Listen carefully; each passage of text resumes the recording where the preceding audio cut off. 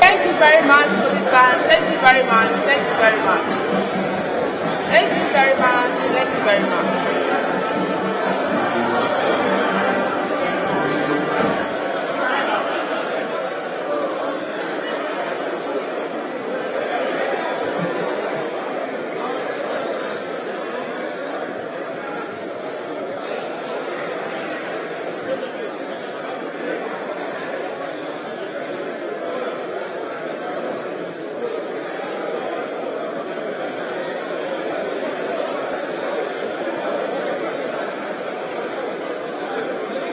Honourable members, the scales of justice is here. May we please be upstanding in our seats. Honourable members, shall we please rise for the scales of justice? Honourable members, please rise for the scales of justice. Colleagues, let's be on our feet for the justices of the Supreme Court.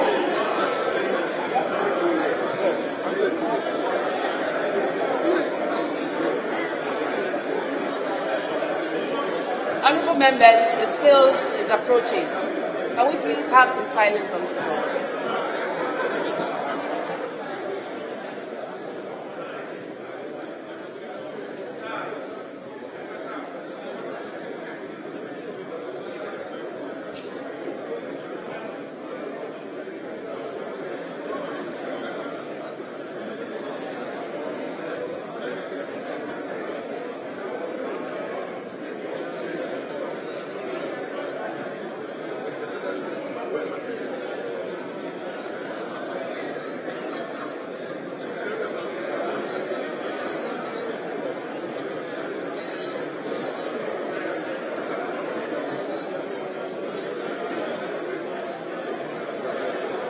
Thank you very much, honourable members. Please be seated.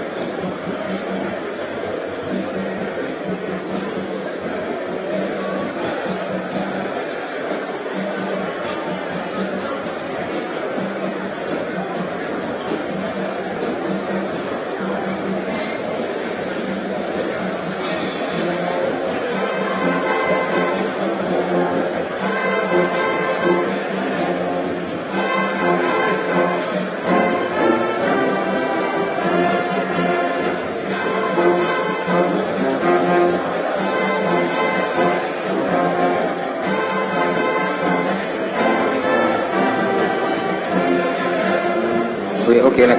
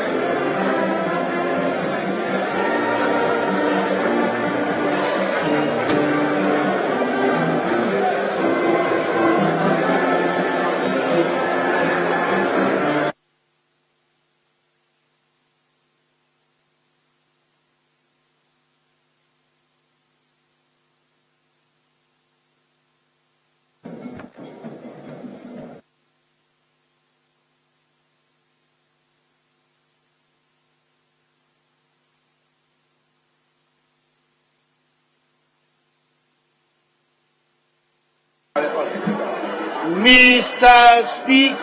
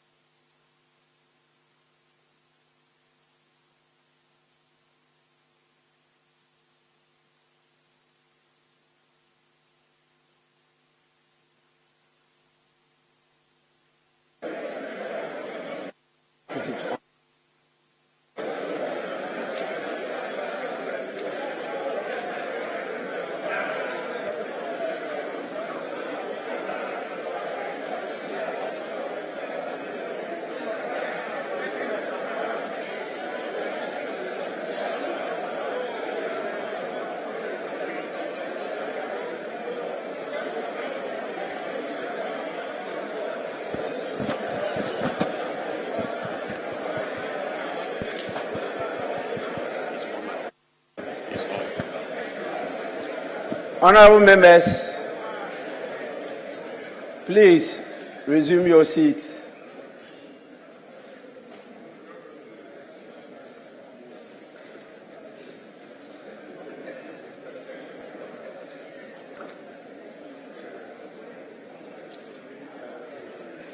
Honorable members, prayers.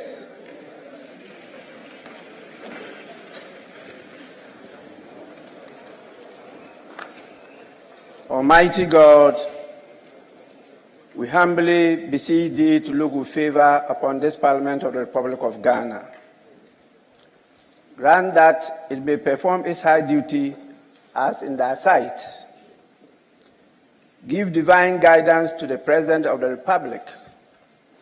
Endow members of Parliament and ministers of state with discernment and vision, integrity and courage, that through the labors of government, this land and people may be well and truly served, and their good purposes for the common human life be realized in our midst. O God, grant us a vision of our country, fair as it might be, a country of righteousness, where none shall wrong his neighbor, a country of plenty, where evil and poverty shall be done away with, a country of brotherhood, where all success shall be founded on service and honor shall be given to the deserving, a country of peace, where government shall rest on the will of the people and the love for the common good. Bless the efforts of those who struggle to make this vision a living reality. Inspire and strengthen our people, that they may give time, thought, and sacrifice to speed the day of the coming beauty of Ghana and Africa. Amen.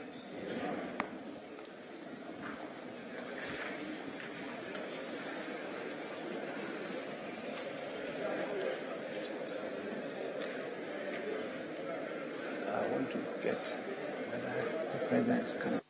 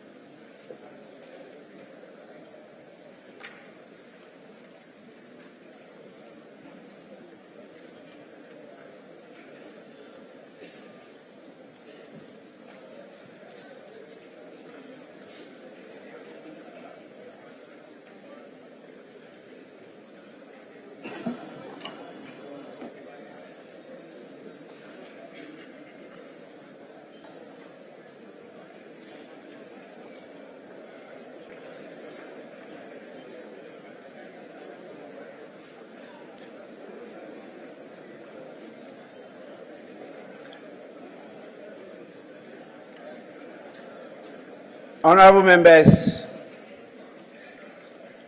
may I invite the Honorable Majority Leader and the Honorable Minority Leader to join me to receive His Excellency the President at the Central Lobby.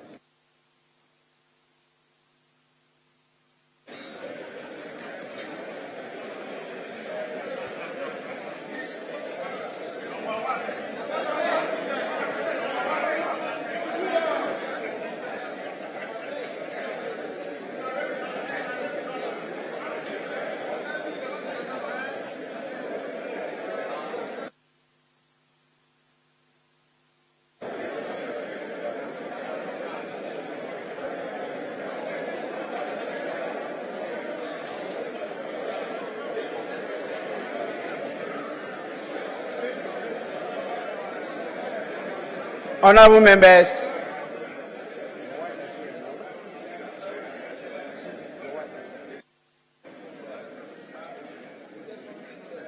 please be seated.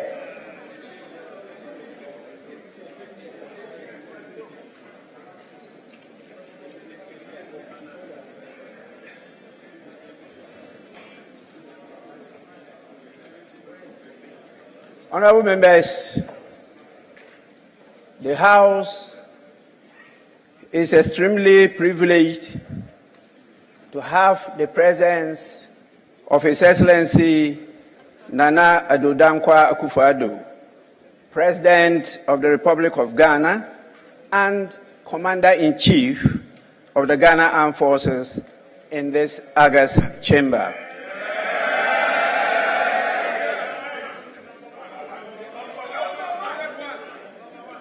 His Excellency the President is here in accordance with Article 67 of the Constitution of the Republic of Ghana to deliver a message on the state of the nation to this honorable House.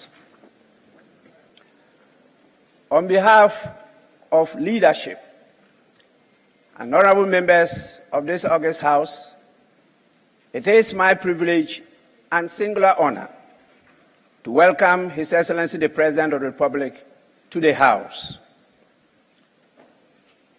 Honorable members, before I invite His Excellency the President to deliver the message on the state of the nation, I shall recognize the presence in this august chamber of the following distinguished personalities.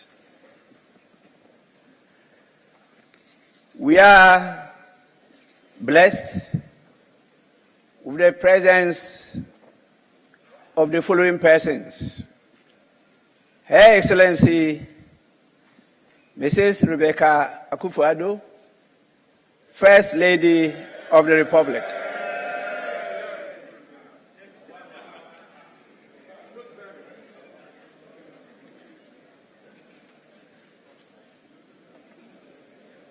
His Excellency, the Vice President, Alhaji Dr.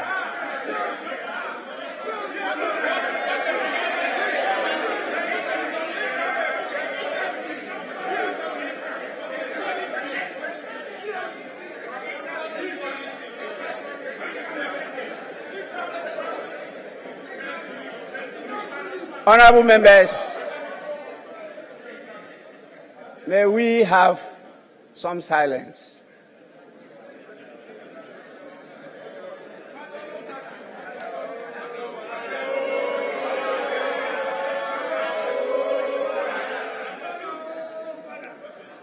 His Excellency, the Vice President, Alhaji Dr. Mahmudu Bawumia.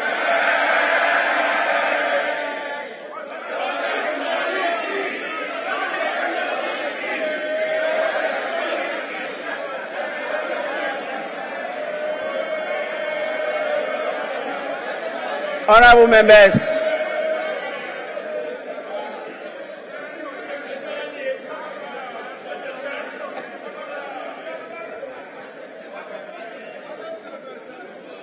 we have with us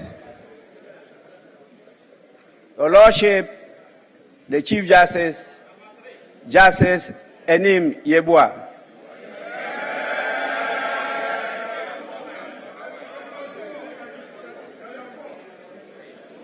And we have Madam Alice Adjoa Yunus, the spouse of number 3.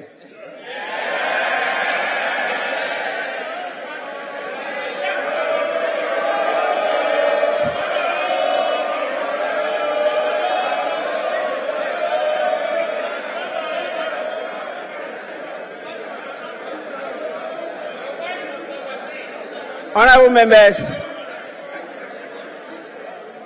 we have the Honorable Chief of Staff, Madam Frema Osei Opare.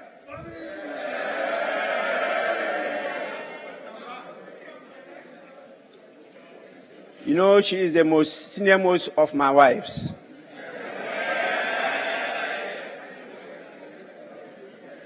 We also have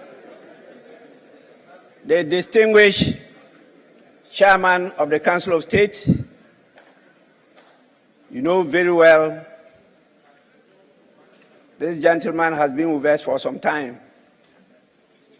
Nana Otuo Sribwa, and members of the Council of State.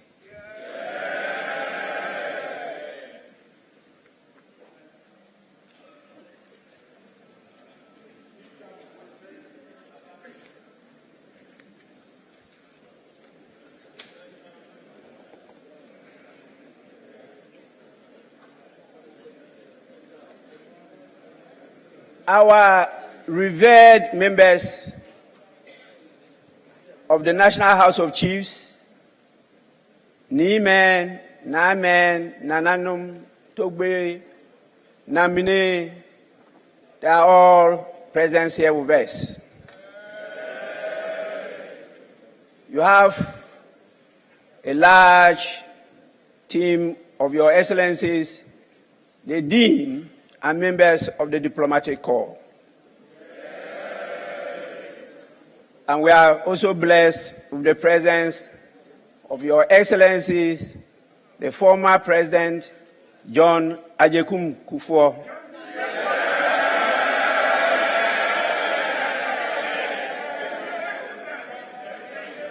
And we have Your Excellency, the former President, John Dramani Mahama.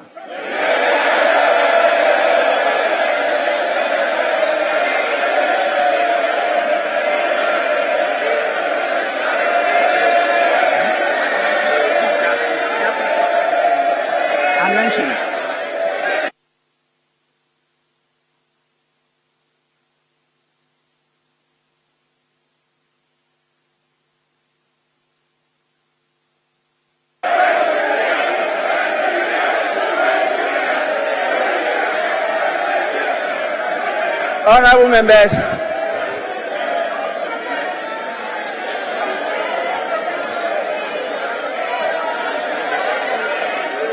may we have some order, please?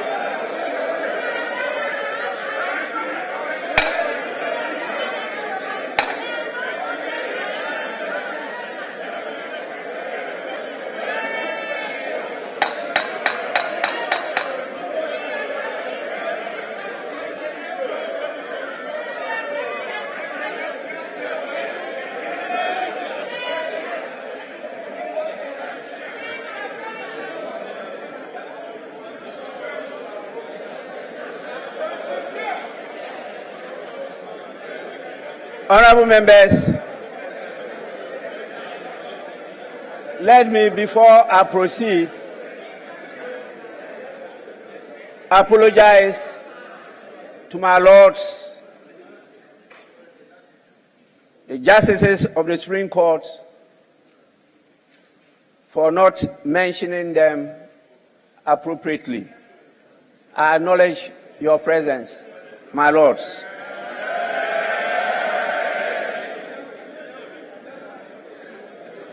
We have also with us distinguished heads of our independent governance institutions, such as the National Media Commission, the National Commission on Civic Education, the Electoral Commission, the Audit Service, the National Commission on Human Rights and Administrative Justice.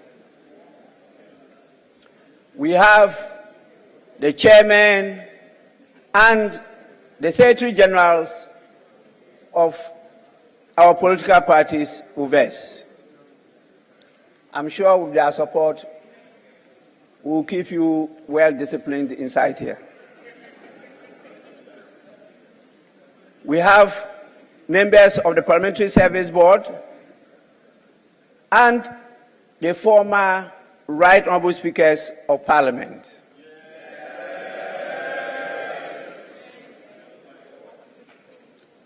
We have our distinguished former clerks to Parliament, particularly the veteran SN Dakwa, who started it all with KN Ayinsu before we gained independence. He is here with us.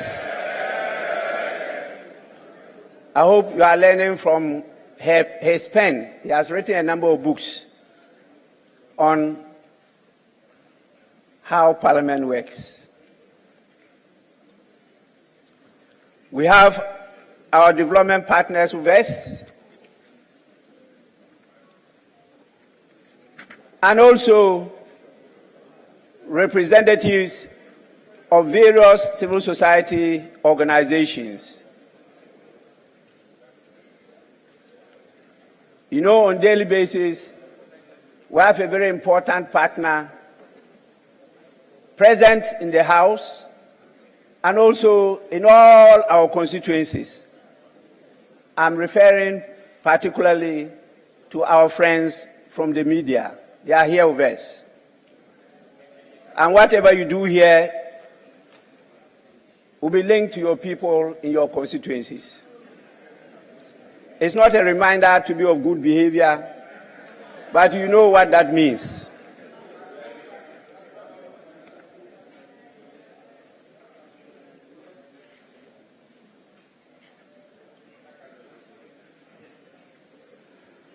Honourable members, I now have the greatest pleasure to invite His Excellency the President to deliver his message. Your Excellency, you may do so now.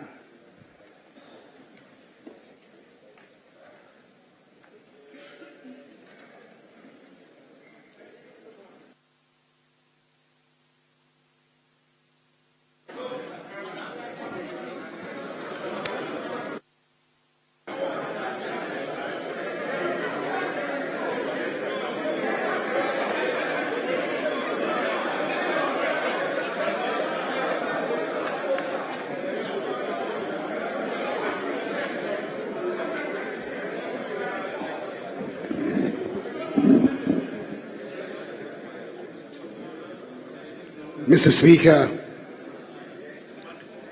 I'm glad to be here in this august House to perform once again one of the most pleasant duties on the calendar of the President of the Republic.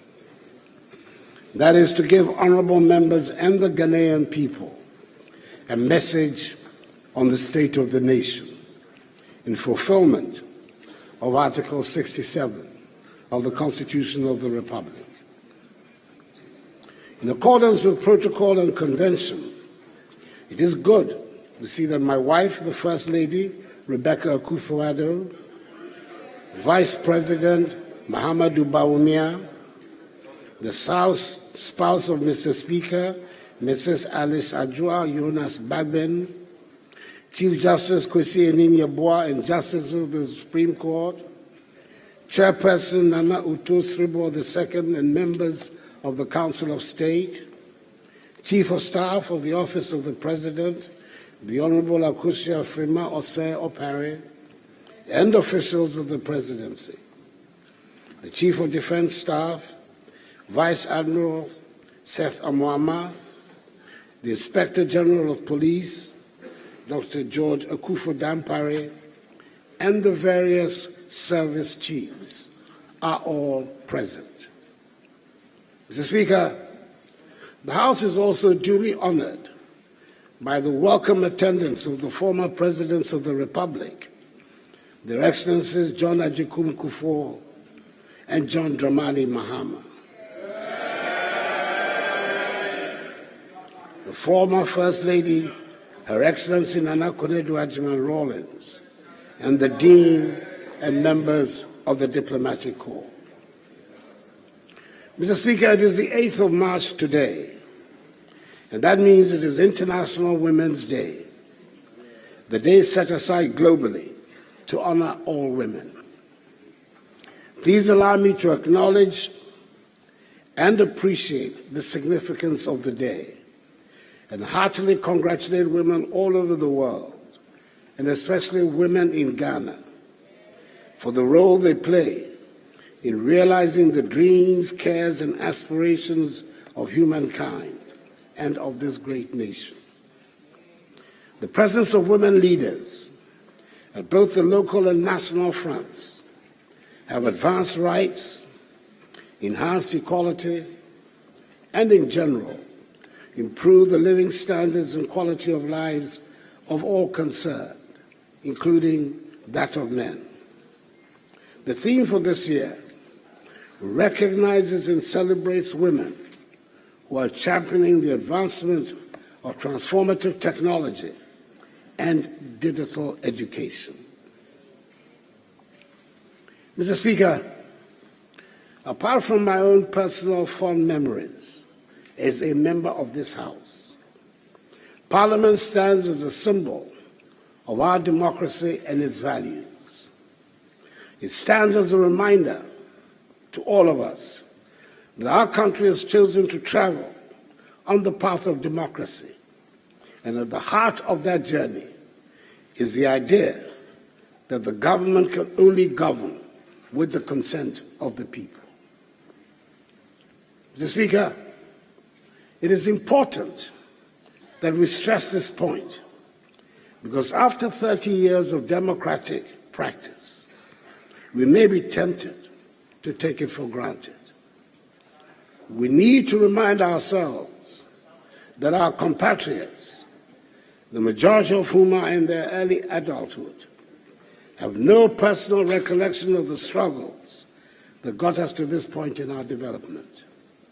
In the same way that only a small percentage of our population can recall life under colonial rule, similarly, the memory of dictatorship, one-party rule and military rule is receding into the dim past, and the struggles that have brought us so far are disappearing into the recesses of history. However, because Parliament directly represents the citizens of our nation in this hallowed chamber, it will always be the reminder of those struggles. It is important we never forget that democracy is not a static achievement, but a process that needs continuous nurturing. Indeed, Mr. Speaker, we must remind ourselves that in our country's political history, it is the restoration of Parliament to its proper place that has always symbolized the restoration of power to the people. And dare I say that when constitutional rule is interrupted, it is Parliament that is shut down. The other arms of government continue to operate. 30 years ago, this House convened for the first time to mark the commencement of the Fourth Republic. The early years of the return to democracy were fraught with challenges, but the years have seen the deepening of our democratic culture to a point where a candidate of the minority side in Parliament today presides as the Speaker. This is no mean achievement. Given the way the numbers shaped up in the House after the 2020 elections, many cynics and skeptics predicted a doomsday scenario for this Parliament.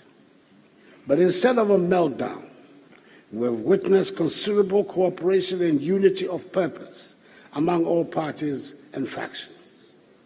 This is to a large extent a measure of the maturity of our political culture and democracy. We will need even more of such bipartisan maturity to meet the challenges confronting us at this time. Today, we live in a country in which we enjoy complete freedom of expression, freedom of association, freedom of assembly, freedom of religion, and political affiliation.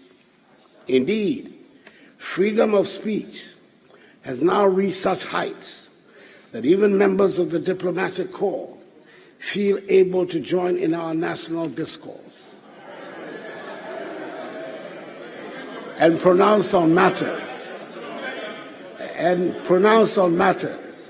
that will be problematic for Ghanaian diplomats in their countries of origin.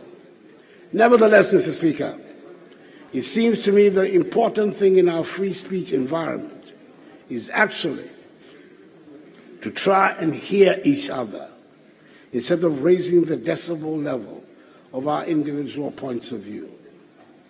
Mr. Speaker, to come before this House to deliver a message on the state of the nation is a symbol and practical demonstration of accountability. And I have always treated the occasion with the utmost respect. This address offers us, as usual, the opportunity to provide an honest assessment of our country's situation and seek the support of all in addressing it with hope and confidence. Mr. Speaker, when we make an assessment of what the state of the nation is, it would necessarily have to include what state it was in yesterday, the state it is in today, and what state it will be tomorrow, based on reasonable grounds of expectations. How far back should we be looking to make a judgment on the state of affairs today? Mr. Speaker, I believe that the issue above all that is quite properly dominating the concerns of all Ghanaians is the gravity of the economic situation of our country and how we can quickly stabilize the economy and work our way back to the period of rapid economic growth. Our currency has been buffeted, our inflation rate has been very high, and for the first time in our lives, debt exchanges have become the language of everyday conversation. As such, Mr. Speaker, I wish to make a departure from the usual format of messages on the state of the nation and concentrate predominantly on the economy, which will enable me nonetheless also to make some statements about the state of our agriculture, education, energy, health, infrastructure, mining, tourism, and security. This is not to belittle the contribution of the other sectors to the growth of our country, but I believe the exigencies of the moment justify the position I am taking, particularly as all sector ministers continue to provide official updates on happenings in their respective sectors. I've said, and many others, including the managing director of the IMF, have said that our economy was doing well until COVID-19 and the war in Ukraine. Was doing well until COVID-19 and the war in Ukraine took us off course.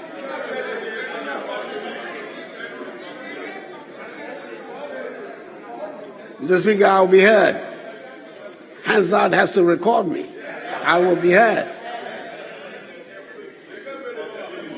Maybe because of the severity of the present difficulties, or maybe because it suits their preconceived agenda, some people are unwilling to accept that we were on a good trajectory until the arrival of COVID-19.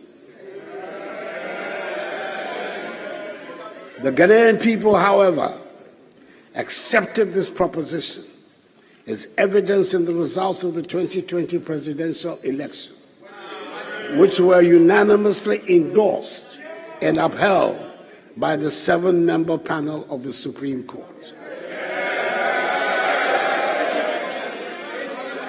Mr. Speaker, allow me to go on a short trip down memory lane and remind ourselves what things look like back at the beginning of 2020, when I came to this House to give an account on the state of our nation.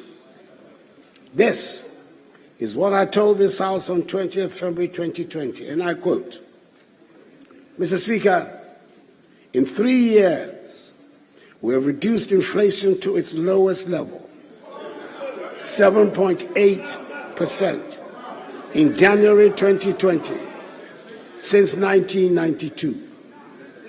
For the first time in over 40 years, we've had a fiscal deficit below 5% of GDP for 3 years in a row. For the first time in over 20 years, the balance of trade, that is the difference between our exports and imports, has been in surplus for 3 consecutive years. Our current account deficit is shrinking, interest rates are declining, and the average annual rate of depreciation of the cedi, as it is lowest for any first-term government in the Fourth Republic.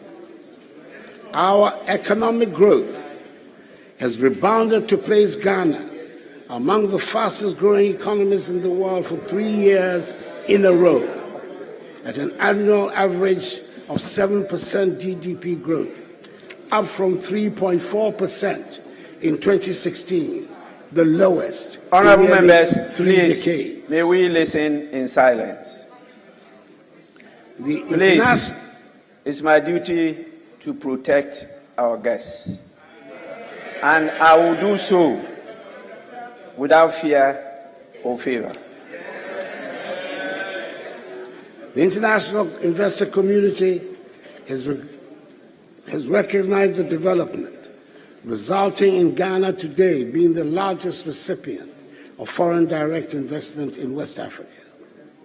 The sovereign credit rating agencies have upgraded our ratings and also improved the outlook for this year, notwithstanding the fact that it is an election year, unquote.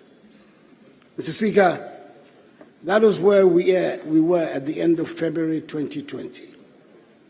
3 weeks after this speech, in which I expressed our sympathies and solidarity with China on the difficulties they were having with the new virus, our world changed. The virus I refer to arrived in our country and in the rest of the world with a vengeance. Within weeks, we were in the middle of a lockdown. Our airports and land borders were closed. Schools and factories and even markets were closed. The hospitality industry was brought to its knees. Our economy, like much of the rest of the world, went into a tailspin.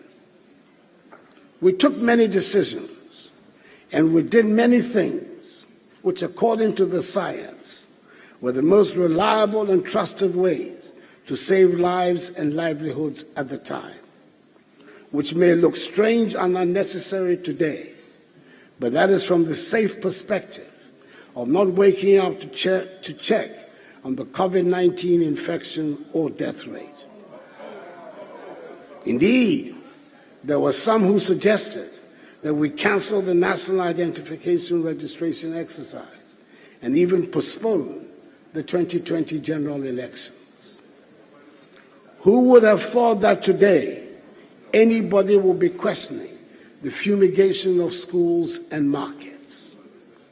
I recall vividly the straight talking I received from a group of our most eminent physicians and other scientists on the urgency of fumigating all public spaces, including offices, schools, hospitals, markets, churches, and mosques.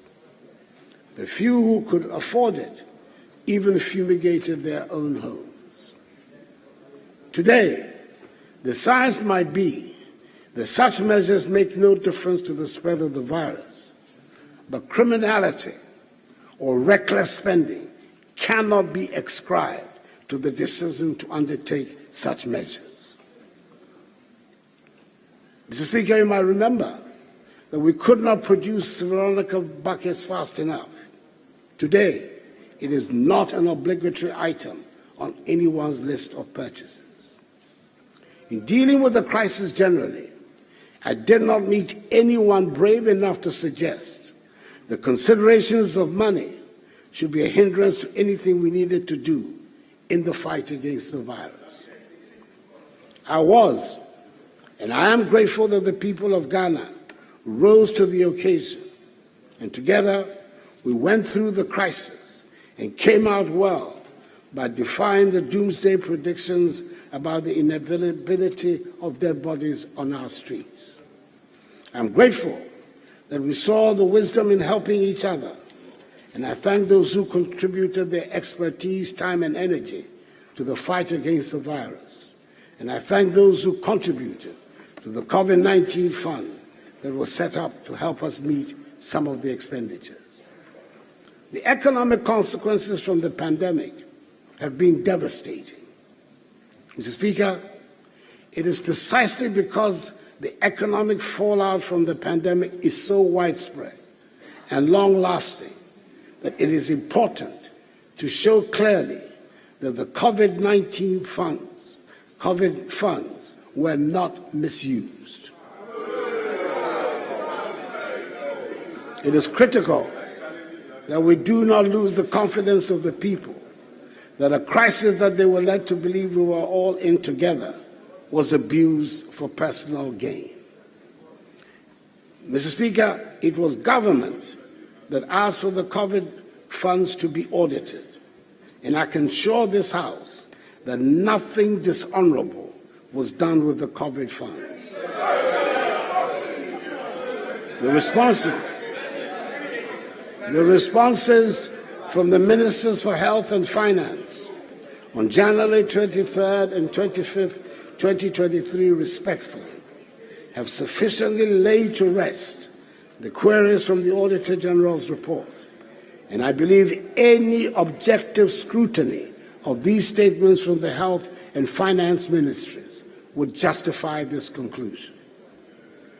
We did provide 518 million cedis of grants and loans to micro, small, and medium-scale enterprises through the NBSSI, now the Ghana Enterprise Agency, in which 302,515 enterprises benefited, of which 60% were women-owned. These were MSMEs that were in distress as a result of the pandemic. For some traders, the receipt of 1,000 cedis made the difference between the ruin of the household and survival. In addition, 58,041 health workers were empowered to supplement the existing health sector workforce. Subsequently, all of them have been absorbed as permanent workers in the health sector. Frontline health workers were also granted 50% tax relief for the period. Was that something to regret? We should be ever grateful for the work that so many people did to keep all of us safe. All households enjoyed free water supply and huge discounts on electricity bills because access to water was a necessity to ensure people adhere to hygiene practices, and access to electricity was important as everybody was encouraged to stay at home. It also provided an economic cushion to protect lives and livelihoods at a time of difficulty. Today, the government's support for utility bills is being projected by some as a waste, or to use that word so beloved of some commentators, profligate. Mr. Speaker, the government took a deliberate decision to try and keep the inevitable disruptions across all our lives down to a minimum in the education sector by opening schools and education institutions as soon as it was made safe to do so. It was an expensive undertaking and not universally popular. But faced with the prospect of a whole generation of our children losing irreplaceable years of education and the real likelihood of many of them dropping out of school, however, forever, we took the brave decision to open the institutions. Even then, it is worth pointing out that the school year has not yet fully returned to the predictable pre-COVID calendar. After the event, some might be tempted to forget the volumes of sanitizer and other logistics it took to keep the schools open and safe. In much the same way as some might now choose to forget the vitriol that came from some who should have known better, threatening hell and damnation when, according to them, the children start dying in the schools. Mercifully, we did not lose a single child to COVID in school. I would like to suggest that with the best will in the world, Mr. Speaker, no auditor can put a figure on the cost of keeping the children in school safely during that crisis, nor the continuing cost of the effect of the pandemic on our young children. Not the financial cost, not the emotional cost, and certainly not the social cost. But we must thank the Almighty that we have survived to repair the damage and begin to rebuild our economy. Beyond the use of COVID funds, there are legitimate questions being asked about how the country's debt situation got to where it is. Mr. Speaker, let me state emphatically that we have not been reckless in borrowing and in spending.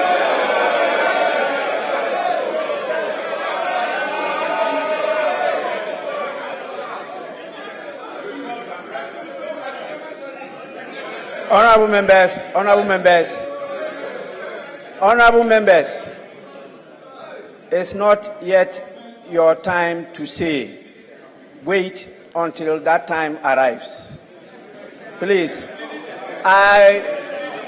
honorable members, I will allow spontaneous reaction to statements, but I will not allow debate of the statement. Your Excellency, you may proceed. It is worth noting that the debts we're serving were not only contracted during the period of this administration.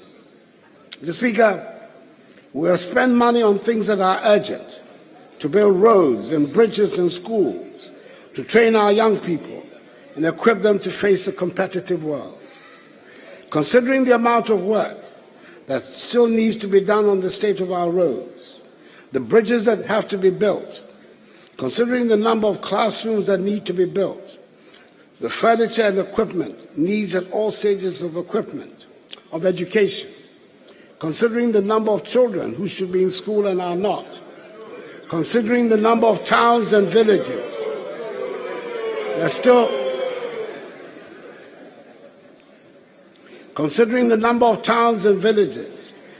do not have access to potable water, I dare say no one can suggest we have overborrowed or spent recklessly.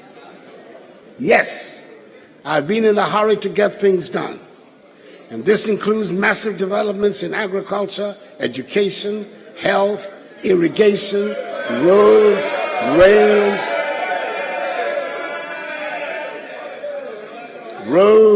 rails, ports, airports, sea defense, digitization, social protection programs, industrialization, and tourism. We can be justifiably proud of the many things that we have managed to do in the past 6 years. As I go around the country, I hear the pleas for more roads, schools, hospitals, and as the rainy season comes, I wish, as every other Ghanaian does, that would have built more drains than we have. And I wish we have the resources to do more. And Mr. Speaker, I'm proud of the amount of work that we have done, especially in the road sector.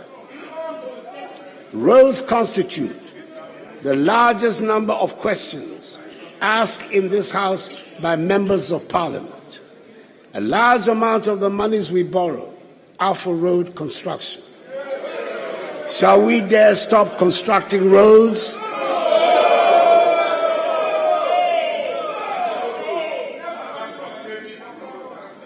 Mr. Speaker, I would like to state categorically that this government has built more roads than any government in the history of the Fourth Republic. And Mr. Speaker, the details of all these roads are attached in the annex to this message. I have done so because last year when I made a similar pronouncement, I was met with howls and gasps of incredulity from the minority benches. And so I thought it appropriate this time to present it as an annex to the statement.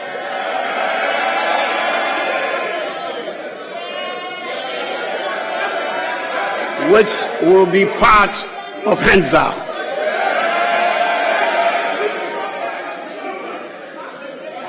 Beyond the construction of roads, Mr. Speaker, this MPP administration has implemented successfully a national identification system with the Ghana card, constructed more railways than any government in the Fourth Republic, established the Zongo Development Fund to address the needs of Zongo and inner city communities. And under their auspices, we have conducted more infrastructure in the Zongo communities than any other government in the Fourth Republic. Constructed more NCA licensed fiber optic cable than any other government in the Fourth Republic. 90%, 93% of the total. Increase the proportion of the population with access to toilet facilities from 33% to 59%. Increase the number of public libraries from 61 from independence until 2017 to 115 in 2022. Provided more equipment, vehicles, ammunition, etc. to security services than any other government in the Fourth Republic. We have successfully implemented the digital address system, improved significantly the financing of governance and anti-corruption institutions like the Ministry of Justice and Office of the Attorney General, the National Commission for Civic Education, SRAJ, EYOCO, and the Office of the Special Prosecutor. Implemented the One District, One Factory initiative. In 4 years, 106 companies are in operation under 1D, 1F. 148 factories are under construction.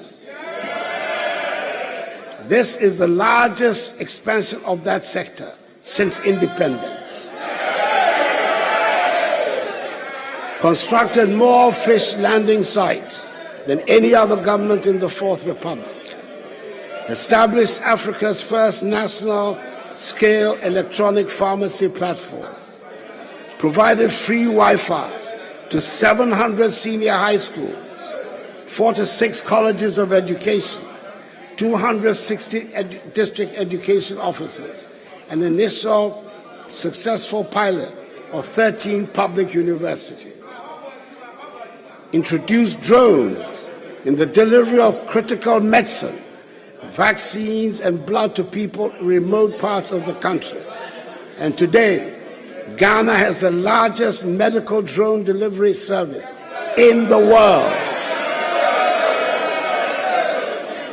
with zipline distribution centers in Ominako, Mpenya, Vobsi, Sefirioso, Ketekrachi, and Enum, and overseen an improvement in revenue collection with the introduction of an e-VAT and e-invoicing system. For example, figures from 19 tax-paying companies onboarded onto the e-VAT system revealed total recorded monthly sales increasing from 222 million cedis in November 2021 to 720 million cedis in November 2022. Again, in December 2021, total monthly sales of 284 million cedis also saw a huge increase to 1 billion cedis in December 2022. Indeed, the evidence of how state funds have been used to improve our society is all over the country. No district or constituency has been left out. And I believe there are many Ghanaians who will vehemently disagree when some say there's nothing to show for all the funds that have been at my government's disposal. Mr. Speaker, I would like at this stage to brief the House on how the talks with the International Monetary Fund have been going since the announcement on 1st July 2022 of our intention to engage the IMF for a funded program. Mr. Speaker, having reached a staff-level agreement on 12 December 2022, after 5 months of intense negotiations and completion of most of the prior actions required under the agreement, we are on course for the IMF staff to present to the IMF Executive Board Ghana's program request for a $3 billion extended credit facility by the end of this month. Mr. Speaker, the 3-year IMF program, anchored on government's post-COVID-19 program for economic growth, aims at restoring macroeconomic stability and debt sustainability whilst protecting the vulnerable. It is a strong reform program which relies on front-loaded fiscal measures to increase domestic resource mobilization and streamline public expenditures to support inclusive growth and enhance social protection. Mr. Speaker, I thank the House for its support throughout this process, including the passage of key revenue laws. However, a few more of these measures, namely the Income Tax Amendment Bill, the Excise Duty and Excise Tax Stamp Amendment Bills, as well as the Growth and Sustainability Levy Bill, are outstanding, which need the urgent attention of the House and passage to complete the prior actions. This will put us in readiness for our presentation to the Fund Board, and more importantly, bolster our domestic revenue mobilization efforts. Mr. Speaker, it is clear that given the extent of the fiscal and debt sustainability issue we are addressing, fiscal adjustments and structural reforms are not sufficient for restoration of debt sustainability. A critical component of the measures we are implementing to address the current economic crisis is the debt operation, involving both domestic debt and external debt. The debt operation is aimed at returning the country to debt sustainable path by 2028 by reducing the debt to GDP ratio on a general classification basis and in present value terms from 103% in 2022 to 55% by 2028, and reducing the external debt service to revenue ratio from 29% in 2022 to 18% by 2028. Mr. Speaker, in order to achieve these goals, the decision was taken to execute a domestic debt exchange program, in addition to fiscal adjustment, external debt operation, and structural reforms. The participation rate of 85%, representing tendered bonds of 83 billion cedis out of the total eligible bonds of 97.7 billion cedis, constitutes significant success for the DDE program. The 83 billion cedis bonds that were successfully tendered also represents 64% of the outstanding domestic debt of 130 billion cedis at the end of December 2022, as pension funds have been expressly exempted from the DEP. I want to take this opportunity to thank organized labor, pensioners, pension fund managers, the Ghana Association of Banks, the Ghana Securities Industry Association, the Ghana Insurance Association, the Individual Bondholders and Retirees Forum, and all others who have contributed to make the domestic debt exchange program a success. Mr. Speaker, I know it has been said over and over again in the past weeks, but the voluntary nature of the DDE program bears repeating, as is the fact that the government is committed to honoring all coupon payments and maturities in respect of both old bonds and the new bonds, in line with government fiscal commitments. Mr. Speaker, we're also making progress on the external debt negotiations since the government announced an external debt service suspension on 19 December 2022 for certain categories of external debt to ensure an orderly restructuring. This suspension is an interim emergency measure toward a comprehensive external debt operation which will contribute to the restoration of our debt sustainability in line with our request for debt treatment under the G20 Common Framework. I want to express our appreciation to members of the Paris Club and to the People's Republic of China for the cooperation they have so far exhibited to us in attempting to reach an agreement and in their attempt to establish an official credit committee. We look forward to their fast-tracking the needed financing assurances for IMF approval. We are confident that with their cooperation, we will reach our March deadline for going to the fund. We remain resolute in our vision to restore macroeconomic stability and promote inclusive growth. Mr. Speaker, government recognizes that sustained growth must be deliberate, especially in a global landscape marked by forces of technology, trade, and intense competition. It requires a combination of leadership, social cohesion, and deep investments in core capabilities of people, firms, and institutions to harness our opportunities. That is why, together with our private sector counterparts, we're anchoring Ghana's medium-term growth drivers on competitiveness, integration, adaptation, and digital innovation, all aimed at raising per capita GDP from the current $2,500 to $4,500, aligning with the Ghana Beyond Aid Charter by 2020. Mr. Speaker, concluding the arrangements with the fund will not restore our fortunes overnight, but it will set us on the road to recovery. With fiscal discipline, we will regain the trust and confidence of our business partners and the investor community, which will give us space to continue our productive plans and policies. However, in addition to our engagement with the fund, we're also seeking and implementing some original and innovative ideas to try to solve our problems.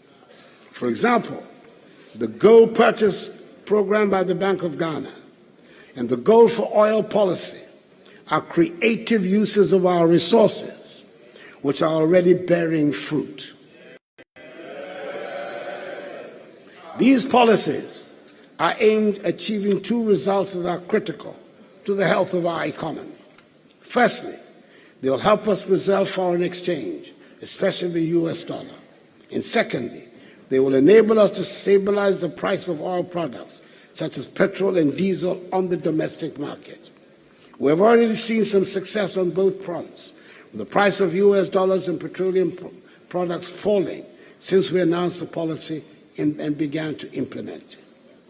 The average price of petrol at the pump, which had risen to 20 cedis a litre in the middle of December 2022 is now 13 cedis and 80 pesos a litre. The price of diesel had risen to more than 23 cedis and 70 pesos a litre, and is now selling on the average at 13 cedis and 80 pesos a litre, which is a reduction of almost 10 cedis a litre. We expect this trend of falling fuel prices to reflect soon in our daily lives, since transport fares affect the price of everything. I hope the trend of prices going up and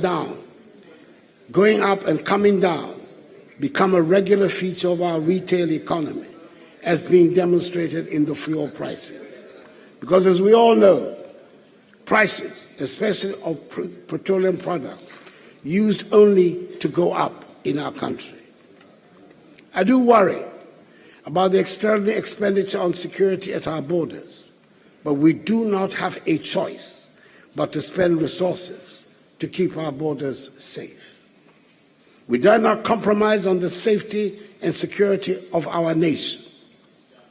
And my first responsibility as your Commander-in-Chief is to keep all of us safe. The foundation for all development is the safety and security of our nation and its people. The reality of the state of affairs in our neighborhood demands that the government goes to great lengths to ensure the security, safety, and stability of our nation. The threats of terrorism and violent extremism surrounding us require that we pay maximum attention to protecting our borders and working in collaboration with our neighbors to keep our country and the region safe. This is the prime motive for the Accra Initiative, which is already yielding results. Mr. Speaker, I'm able to cite here some of the equipment we have provided the military to help them protect us all. Allow me to list a few. The Army has received 104 armored personnel carriers, 70 utility troop carrying vehicles, 20 armored vehicles, 85 assorted Toyota vehicles, 50 Ankai buses, 40 Jeep Jade vehicles, some explosive ordnance disposal equipment, large quantities of communications surveillance equipment, varying quantities of weapons, and 4 unmanned aerial vehicle systems. And the Ghana Navy has taken delivery of 4 offshore security vessels and 4 Zodiac boats. We've also continued the process of upgrading the housing needs of the security services. The Barracks Regeneration Project Phases 1 and 2, the Military Housing Project Phases 1 and 2, and the Ghana Military Academy Infrastructure Project are expected to be completed and handed over by the end of May this year. Mr. Speaker, we continue to pay attention to the police service. We can now see more of the police on our streets in the urban areas. Ever so gradually, driving on our roads is becoming more orderly. I note that even motorbike riders now stop at traffic lights. Things are improving.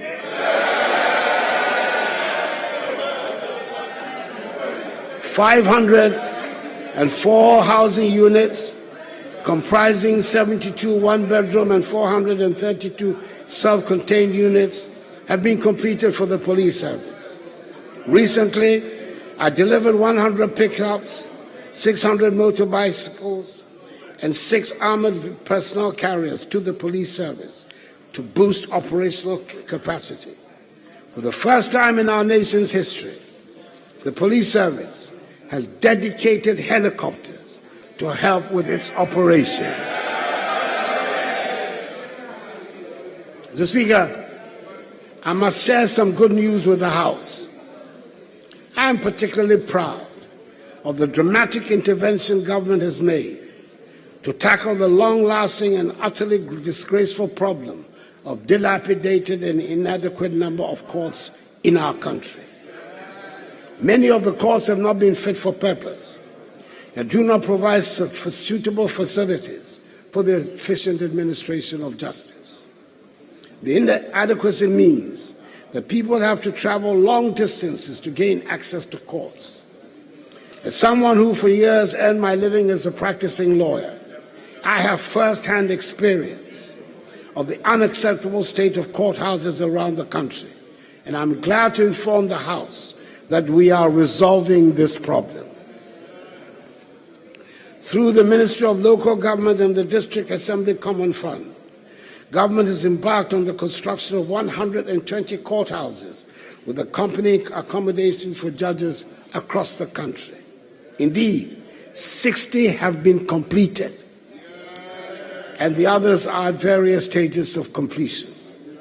For the first time ever, we have the happy situation of purpose-built courthouses with accommodation that are waiting for judges to be appointed to put them to use.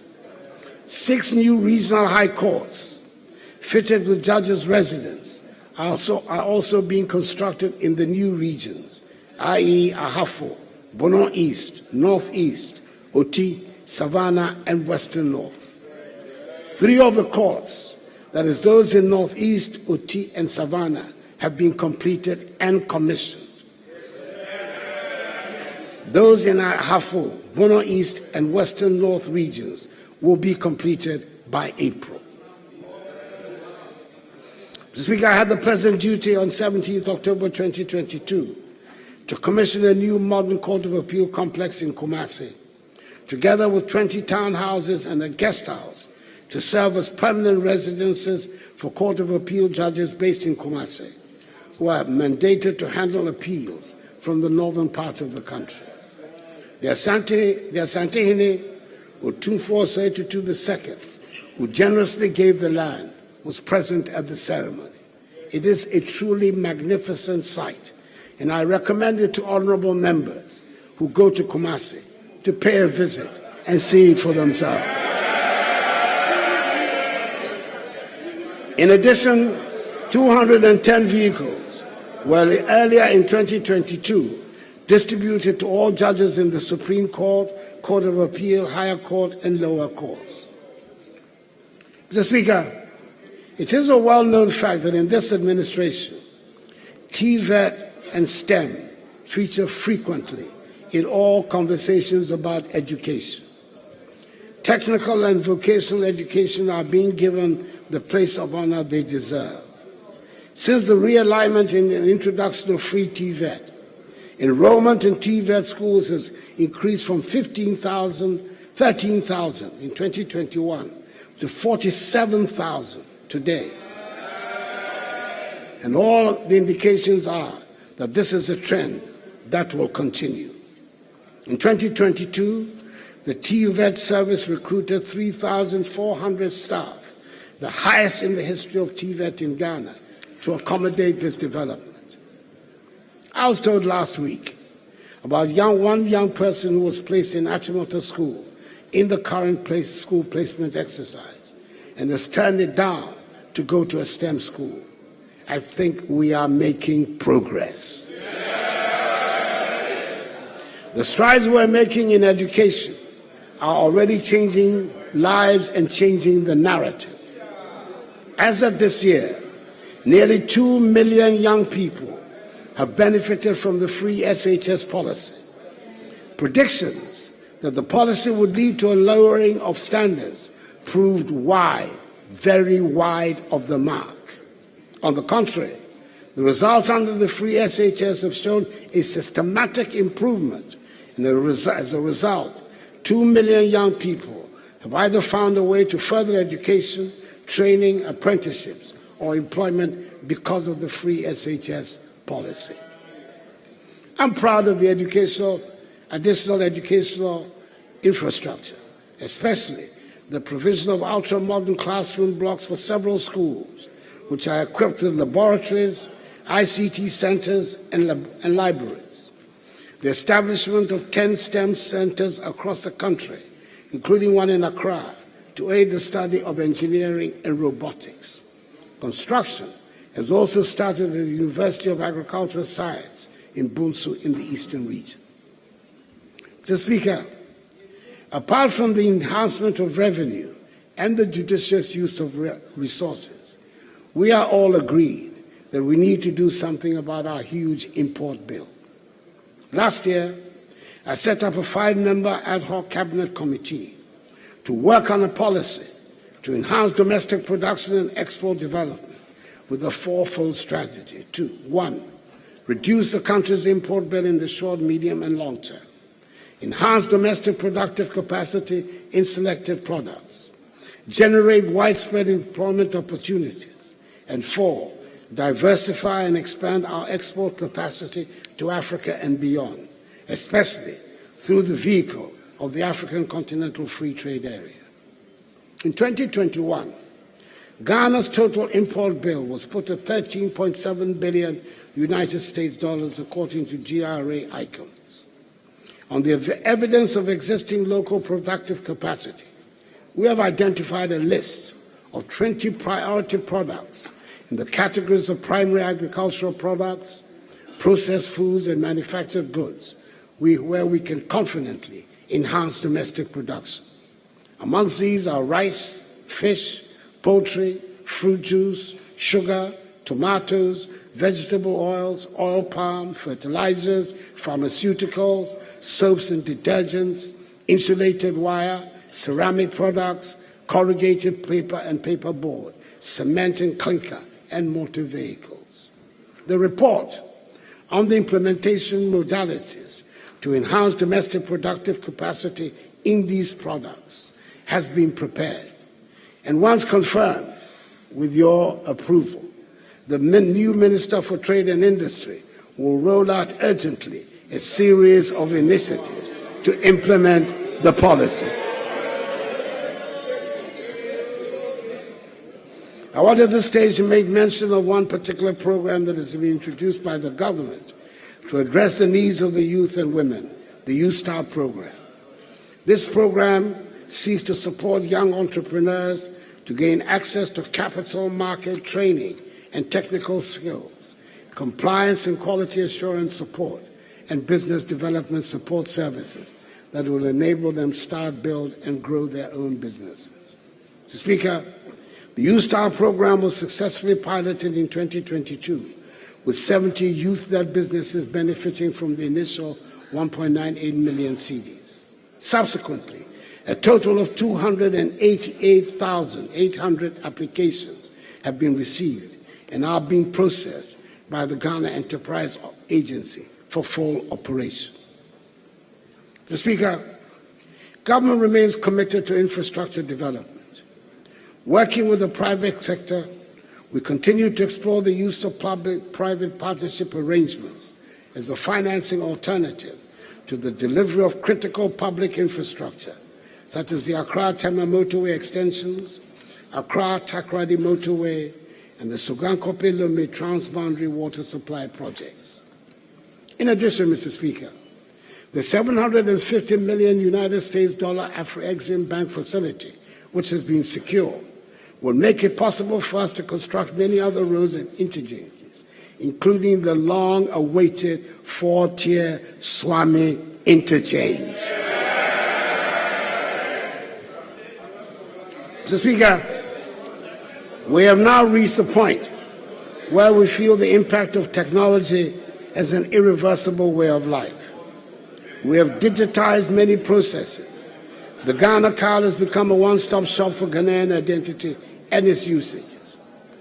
We're fully convinced that our embrace of an investment in information technology and the digital infrastructure will help us to redefine our traditional concepts of time, space, speed, and nature of conducting business within our society, economy, and culture. Information technology helps all segments of society to be integrated and transformed through connectivity, in facilitating the production, distribution, and consumption of information within the whole economy and society. We have integrated many processes within the digital environment, and for this, we have to recognize the efforts of many component parts of the government, such as the Ministry of Communications and Digitalization, the National Identification Authority, and especially the Vice President, Dr. Alhaji Mahood Bawumia,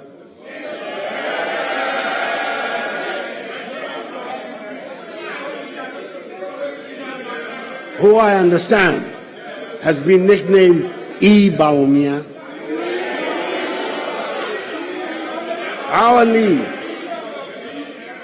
need for technological reinforcement within all our structures and spaces is unending, and we will continue to push the frontiers of our engagement with the technologies of information, economic development, and human transformation. We must be cheered by the improvements being made in the National Health Insurance Scheme to make access easier. The scheme is currently one of the better digitalized institutions, and I hope they get the public support that they need. I note in particular with satisfaction that they have developed a self-enrollment mobile application, My NHIS app, to self-enroll in the scheme. And this enables registration and renewal for oneself and others by linking NHIS cards to Ghana Card. 2022, over 5 million members' data their Ghana Card to enable them to access healthcare using the card. The National Health Insurance Authority has also improved its claim management processes with an emphasis on e-claims and paperless systems at all 4 claims processing centers. In the year under review, electronic claims processing was about 70% of all claim submissions. As of 31st December 2022, the scheme paid a total of 1.014 billion cedis to health service providers. Mr. Speaker, our drone delivery service is firmly established. In Ghana now has 6 centers for zipline drone services, making Ghana the largest aerial logistics distribution network in the world. Zipline, through the national scale drone delivery services, has delivered some 14.8 million units of life-saving medicals, vaccines, and blood products in Ghana by the end of 2022. Childhood vaccines top the list, with the delivery of 8.3 million doses, followed by 2.05 million doses of COVID-19 vaccines.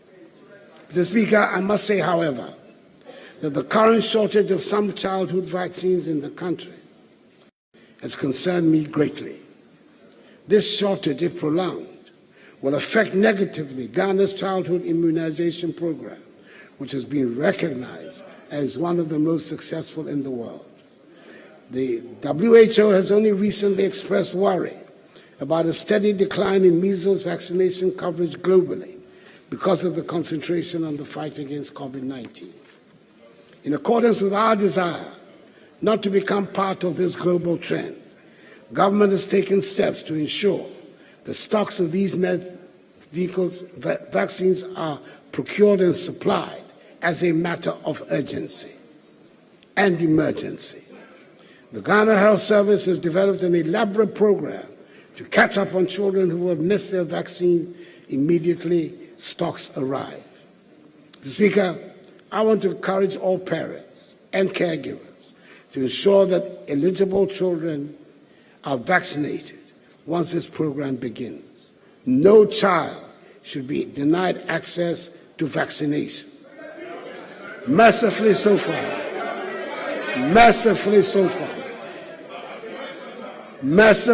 far, not a single child has died as a result of the outbreak. This House has already passed into law the National Vaccine Institute Bill, which is yet to be brought for my assent.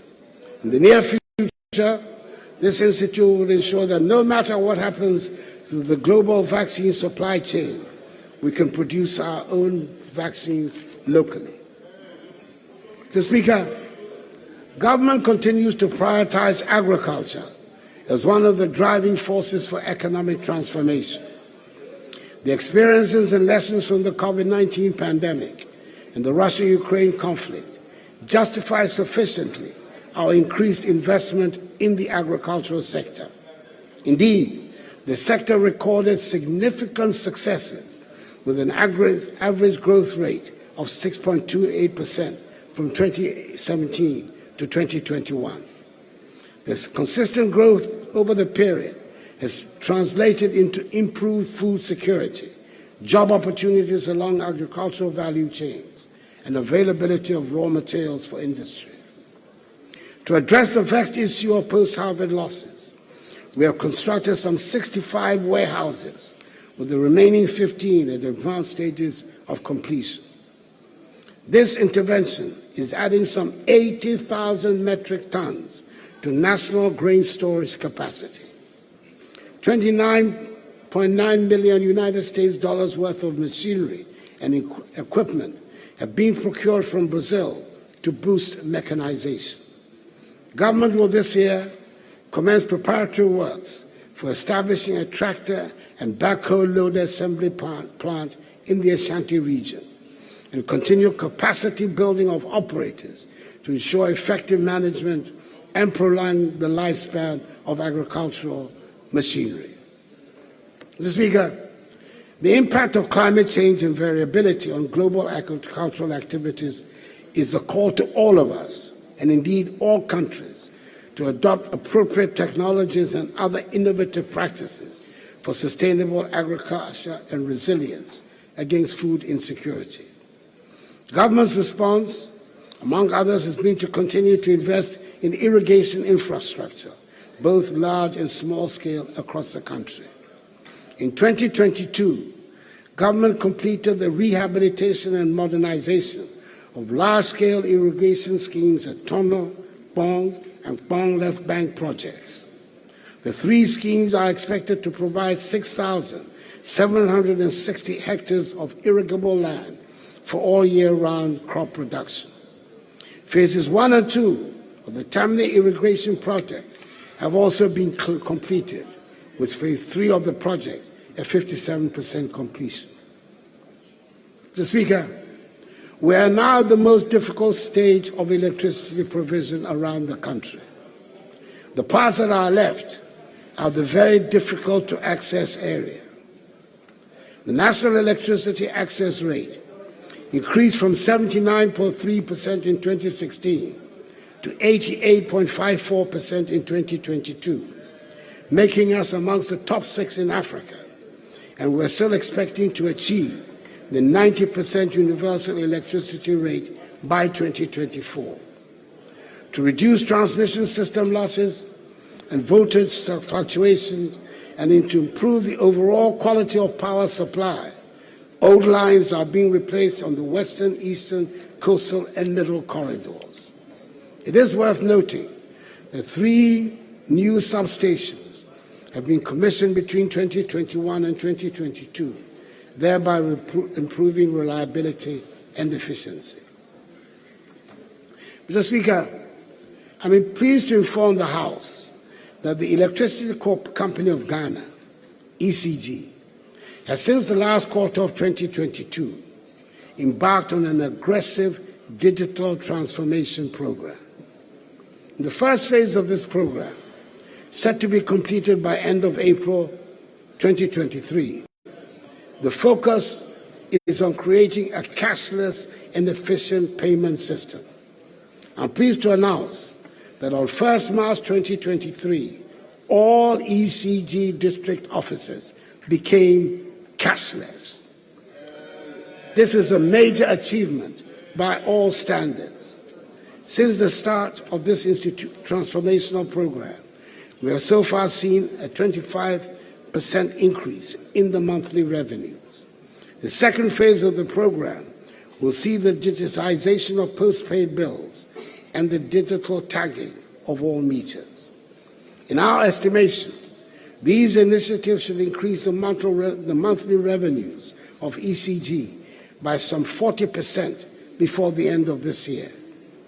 I firmly believe that the initiatives which have been so boldly rolled out by ECG, will make revenue leakage a thing of the past and address consumer pain points in their interactions with ECG.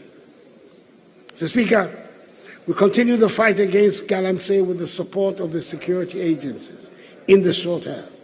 However, we're determined to promote responsible small-scale mining through community mining schemes. So far, 16 of these schemes have been commissioned, with 3 more to be commissioned by the end of this year. All these schemes are supported with gold catchers, pieces of equipment designed to help small-scale miners to extract gold from the ore without the use of mercury. In 2021, I launched the National Alternative Employment and Livelihood Program.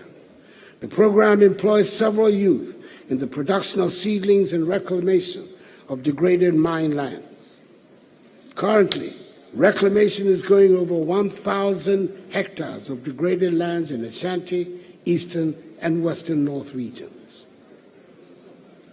Mr. Speaker, on the international front, I should state that having gained a seat as a non-permanent member of the Security Council for the years 2022 and 2023, Ghana, as one of 3 non-permanent African members, is working vigorously to push the African agenda, which includes the fight against terrorism and the reform of the UN Security Council. I'm pleased to state that good progress is being made on the reform of the UN Security Council. A U.S. president, for the first time in the person of President Joe Biden, and the French president, Emmanuel Macron, have both embraced the reform process. It is our hope that the leaders of the 3 other P5 members of the Security Council will soon do the same and help bring about this much-needed reform that will bring greater effectiveness to the work of the United Nations and the Security Council in the maintenance of international peace and security. We continue to be active members of the African Union and ECOWAS and support strongly measures both bodies have taken against unconstitutional changes in government in our region. We're working with our partners in the region to strengthen regional cooperation in the fight against the terrorist menace in West Africa, hence our commitment to the Accra Initiative. Mr. Speaker, our decision to prioritize tourism as a key policy for economic diversification, job creation, and growth is clearly paying off. The World Economic Forum report of 2021 Travel Index ranks Ghana as the #1 tourism destination in West Africa. The potential contribution of tourism and the arts to GDP is therefore one that we must nurture and emphasize. Both domestic and international tourism are rebounding significantly from the severely disruptive impact of COVID on the travel and tour industry. International arrivals nearly trebled last year from a low of 355,158 in 2020 to over 915,000. Domestic visits to tourist sites are also up by over 55.7% during the period. All these have been made possible by deliberate marketing initiatives and upgrades of tourist infrastructure by the Ministry of Tourism, Arts and Culture and its agency, the Ghana Tourism Authority. The Beyond the Return initiative, which I launched in 2019 as a sequel to the Year of Return, has reignited excitement about Ghana as the hub and a mecca for the global Pan-African, a home every person of African descent must visit at least once in their lifetime. A few days ago, at a historic ceremony in Washington, D.C., we conferred Ghanaian citizenship on Mother Viola Fletcher and her brother, Uncle Red, 108 years and 102 years respectively, 2 of the only 3 living survivors of the Tulsa Massacre of 1921. In May this year, I'll be chairing a tourism stakeholder retreat on rethinking tourism for national development and job creation. I've tasked the ministry and its agency, the Ghana Tourism Authority, to work on the modalities to bring together all the stakeholders within the industry. Over the next couple of years, my government will deepen even further our efforts to make tourism a strong primary source of growth for the economy.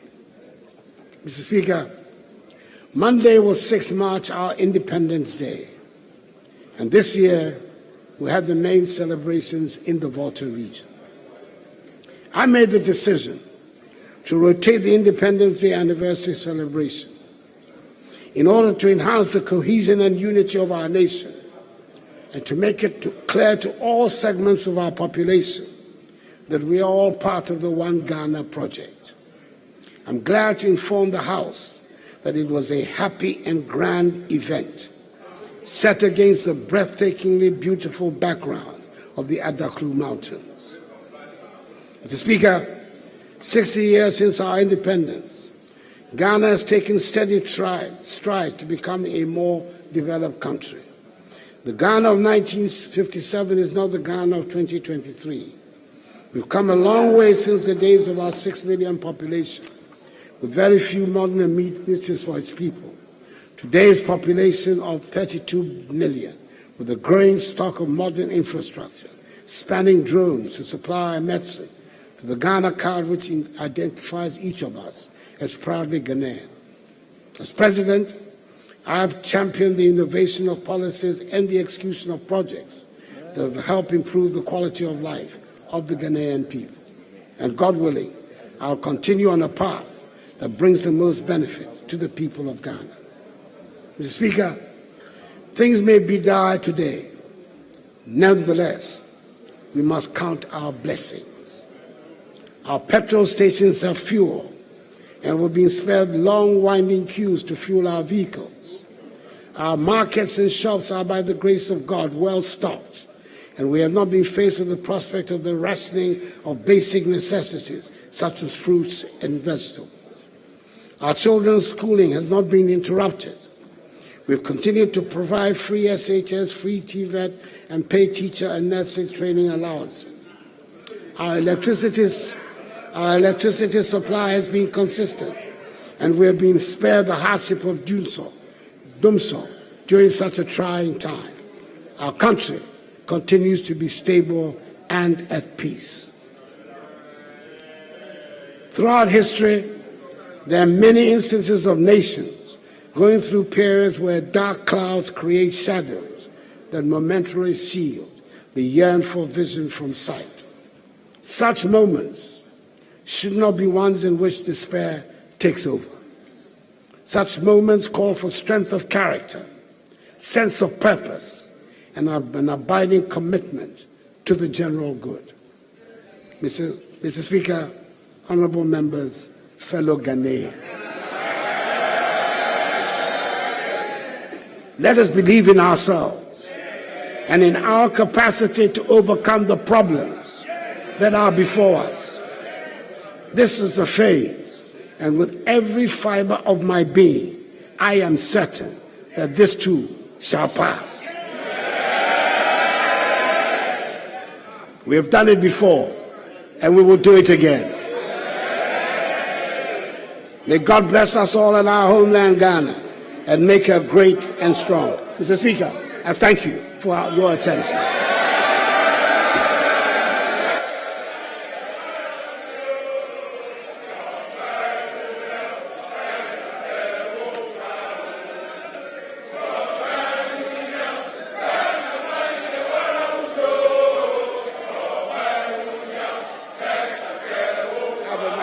Well delivered. Well delivered.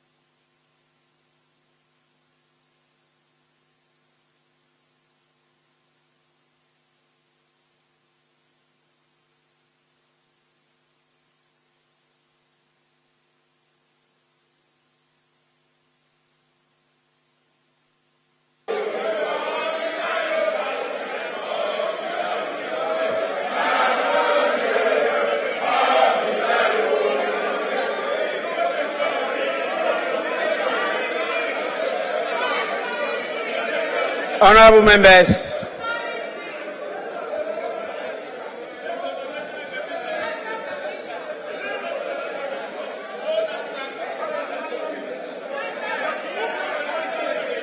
honorable members,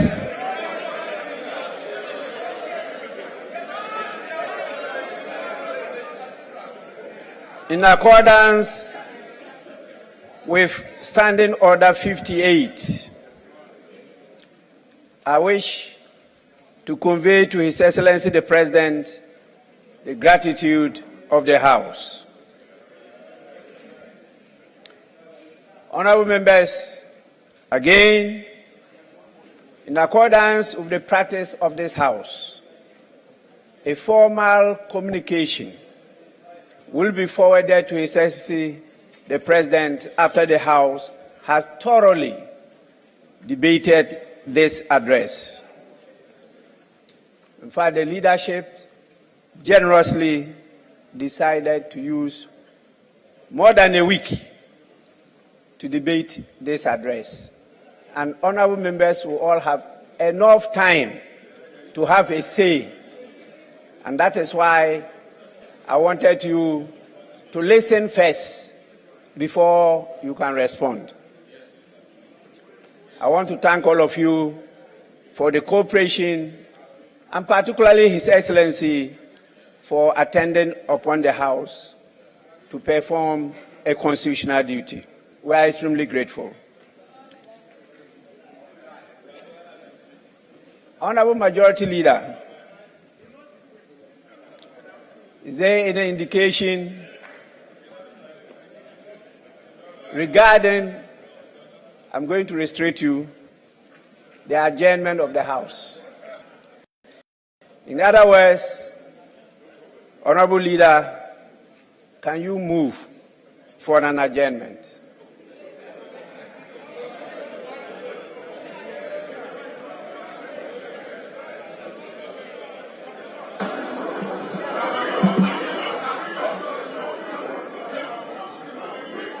Speaker, we have listened to the President, who was on his feet for 1 hour, 20 minutes to indeed lead us on a path of righteousness to really identify where indeed we are as a country. The facts and figures do speak for themselves. But of course, the Speaker, as we have all seen, immediately thereafter, some people rose up and sang a chorus that all belie. Mr.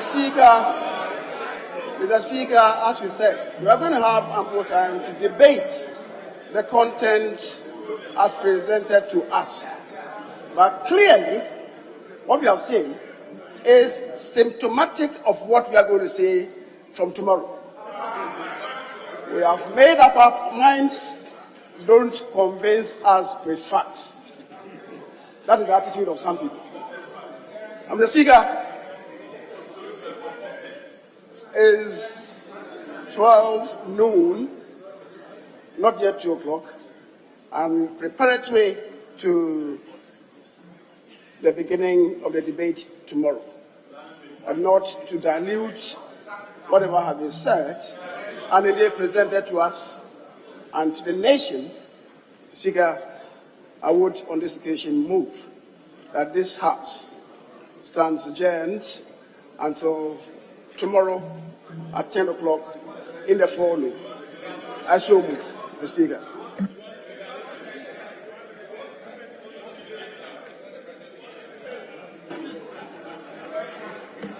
Yes, Minority Leader. Mr. Speaker, first, let me also thank His Excellency the President for the presentation of the message of the state of the nation. But Mr. Speaker, Mr. President, there is indeed a widespread of despair and disenchantment among our people. millions of Ghanaians are going through unbearable hardships and excruciating pains. Our economy is in its worst shape in decades. In fact, Ghana's economy is bankrupt or insolvent. We are currently unable to repay our debt. Ghana has officially defaulted in the repayment of our debt since January 2022. Mr. Speaker, yet, Mr. President, your government is failing to cut down on the size of government and public expenditure. Ghana is witnessing hyperinflation, largely because, Mr. President, your government allowed the Bank of Ghana to print 50 billion Ghana cedis for the year 2022 and another 4 billion Ghana cedis in the year 2023 first quarter. Mr. President, let it be noted that this expenditure financed public expenditure on the overbloated government expenditure. Our position is that inflation is currently rising. Monetary policy rate is also at 28%. Ghana cedi is at 20, has depreciated by 20% in January alone. Mr. President, unemployment is exceedingly high at the record levels. And as we speak, Mr. President, lending rate is at 40%. Mr. President, our economy is in tatters largely because it is self-inflicted. Your government inflicted it on us and failed to act. Mr. President, this is your scorecard. This is your scorecard. And this is the true state of our nation. Thank you, Mr. Speaker, and I second the motion.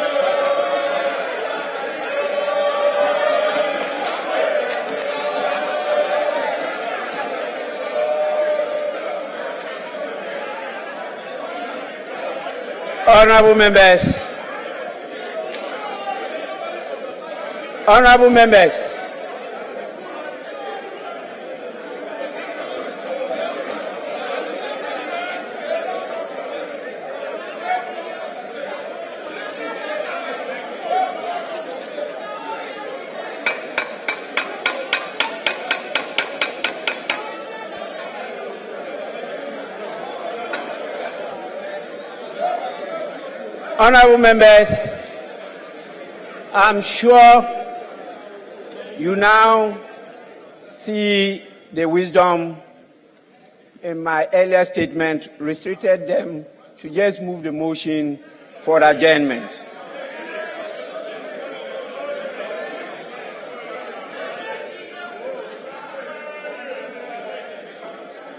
You all know I was there before. Experience is the best teacher.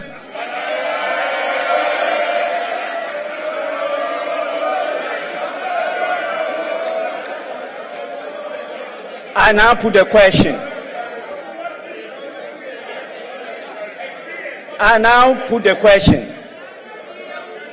As many as are in favor of adjournment, say aye. As many as are against, say no.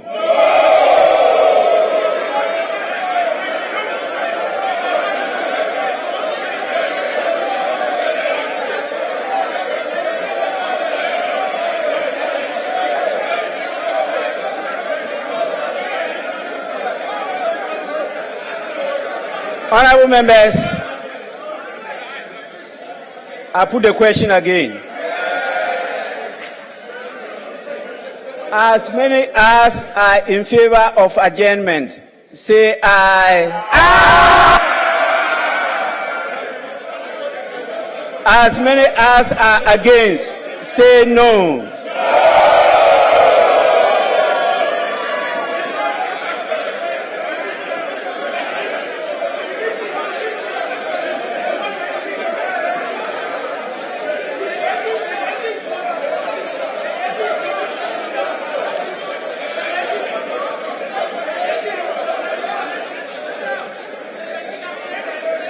Honorable members,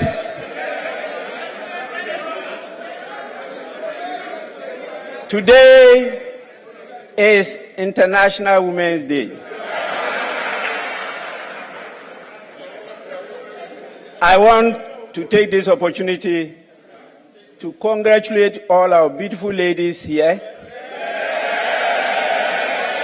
and all ladies in the world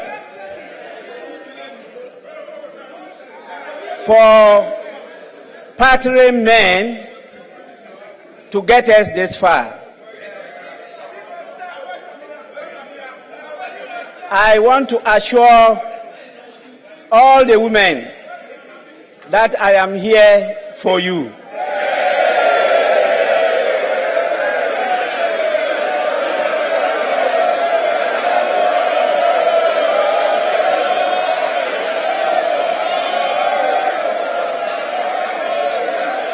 Honorable members, as a result of that,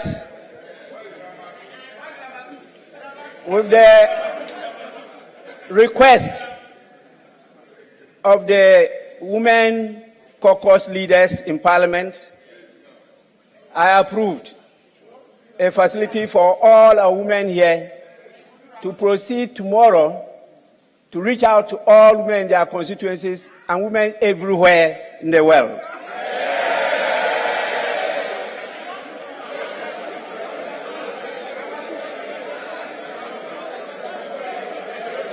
Honorable members, this is part of the 30-year celebration, and I want all the men, honorable men here, to partner the women to make an impact this year. With this, I put the question again.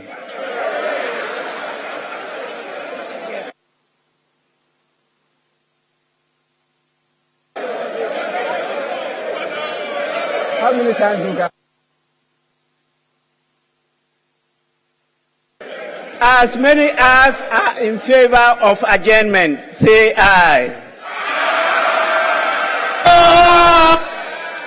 As many as are against, say no. I think the ayes have it.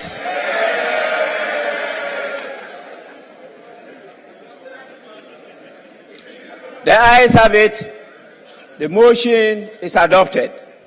The House is accordingly adjourned till Thursday, 9th March. Thursday, 9th March 2023 at 10 o'clock in the forenoon. The House is adjourned.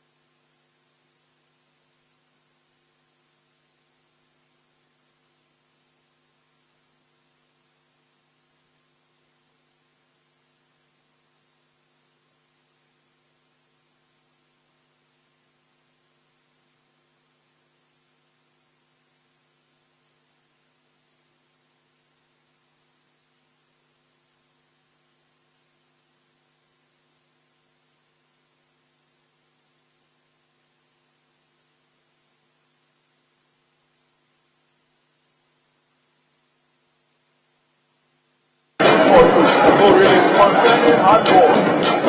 Handball. Oh, okay. So it's with me. I said I'll deliver it. All right. So I'll give it to Esther now in my office. Let them bring it now.